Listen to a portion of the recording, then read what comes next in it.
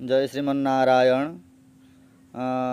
एबे वर्तमान दुनिया रे जेपरी चली घर घर का समस्ते रोगी समस्त पाखरे पुलाए पुलाए जरी बंधा हो मेडिसिन।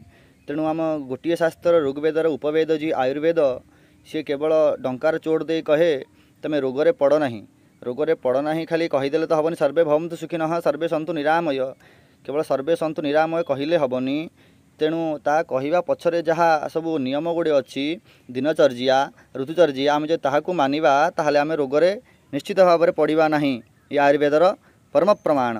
तेणु आज गोटे भल विषय जाना।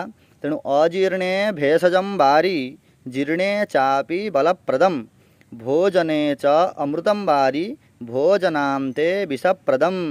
जदि आपणकर अजीर्ण अच्छी जहाँ खाइले जदि से पेटर जीर्ण है ना अजीर्ण अच्छी अजीर्णे भेषजम बारी से समय आपन जदि बारी अर्थ जल जल जदि आम पीवा ताहले सेतेबेले सी औषध परिका काम करिव। अजीर्णे भेषजम बारी जीर्णे चापी बलप्रदम जदि जीर्ण हो सारा पर आम जदि बारी पीवा जल पीवा ताहले सी आम शरीर प्रति बल दब। भोजना च अमृतम बारी भोजन समय रे अमृत सदृश्य तुल्य हेले भोजनांते विषप्रदम जदि आम भोजन अंतरे पानी पीवा ताहले सी कौन विष सदृश।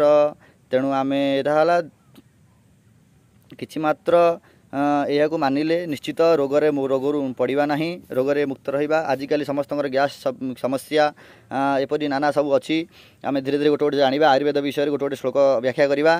तेणु आपण मैंने जल को कौ समय पीले औषध होउची कौ समय पीले सी आमर विषतुल्य आपण मैंने यह जानतु यह निश्चित काम नगातु और समस्ते निरोगी रुहतु। भगवान पाखे एति कृपा समस्ते निरोगी रुहतु। जय जगन्नाथ श्रीमन्नारायण।